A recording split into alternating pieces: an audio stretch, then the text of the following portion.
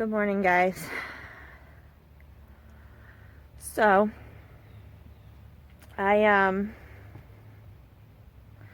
wasn't going to video this, and then I said, no, Bria, you need to video this. Because the very few people who are following me are counting on me to show them all the ups and downs. So, I'm going to show you guys. We just got home yesterday from deer hunting. You saw my previous video. And we had left somebody else in charge of the greenhouse. And they forgot to plug it in. And we had a 22-degree night.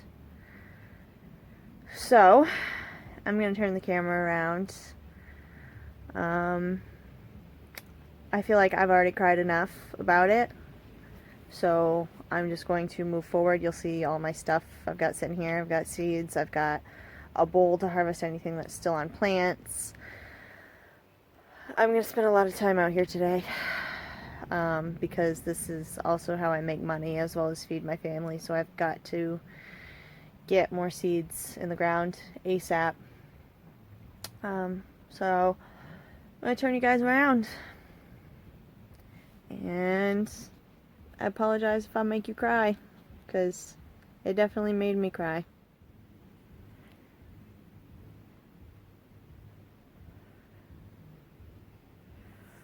So I'm just going to let you guys that knew what my greenhouse looked like last week take that in for a moment.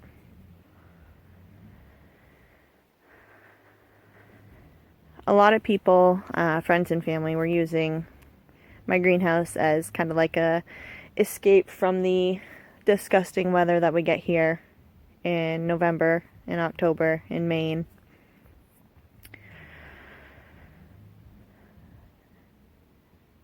And this is what it looks like now.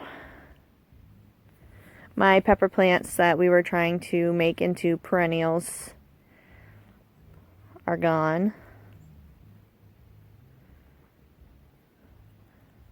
My 10-month-old tomato plants definitely took the hit the hardest.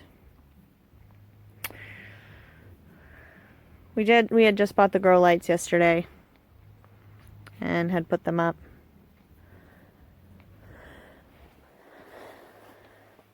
Let's walk down through a little bit here.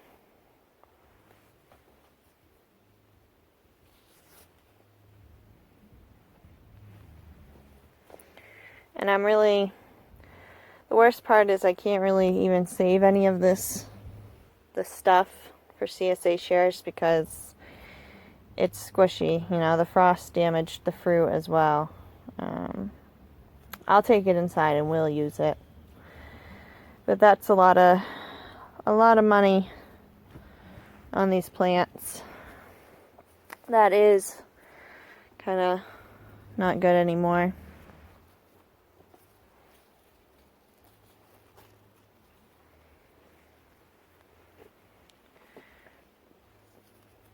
You guys can imagine, after keeping all of these warm weather crops alive into November in Zone 5B, how quickly my heart stopped to walk in here and see them all look like this. The tomatoes are still fine for the most part, so I'm going to pick those off. The ones that are good are going to get picked off. That one's kind of... But the tomatoes that are still fine are going to get picked off and eaten.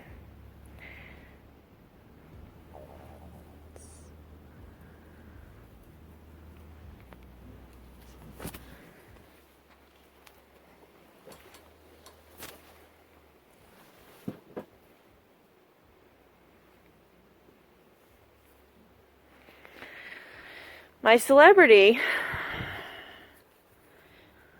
is still trying.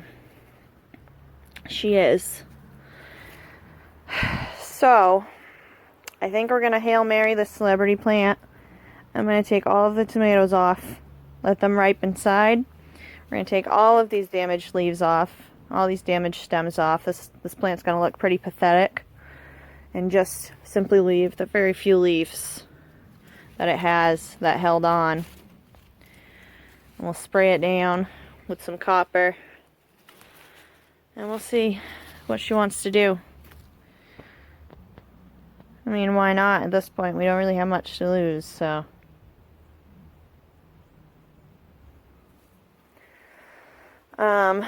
Obviously, the peas that need to be strung up in the broccoli are fine. Obviously, the cauliflower and cabbage sprouts are fine. Look at how big they're getting. The carrots are fine.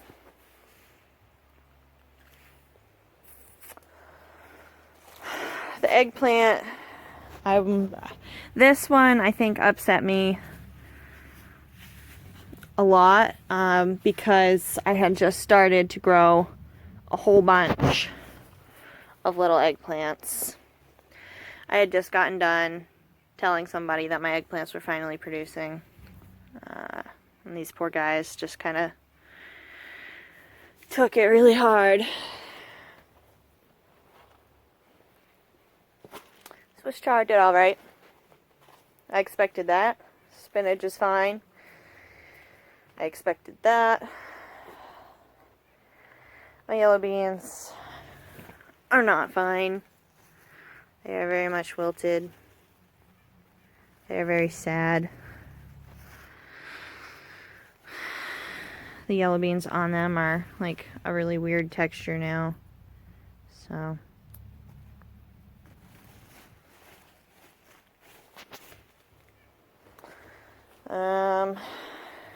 The lettuce, obviously, held its own.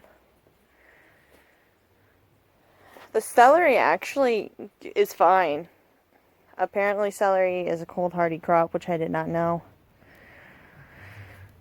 So yeah. More beets are starting to come up. I guess that's a good thing. I just reseeded a whole bunch there. So, this is what I'm working with now. So I've got a lot of work to do. So I'm going to stop the video and get to work. And I will chat with you guys later.